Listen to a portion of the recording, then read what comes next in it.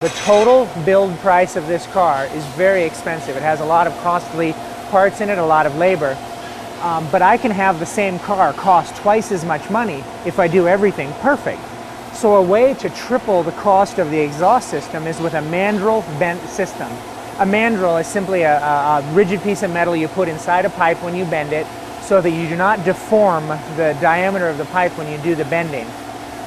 It's a very costly machine, and it's impossible to do custom one-offs in one big piece with a mandrel bender. You can do a one long piece after you've got your pipe designed, but you can't do a as you go kind of deal like we're doing here with a mandrel bender. The mandrel bent is great. You have to cut and weld small pieces of pipe in order to get everything going in the right amount of space. It's really expensive. Don't get me wrong, 3-inch exhaust is expensive, but mandrel bent 3-inch or 2.5 is incredibly expensive.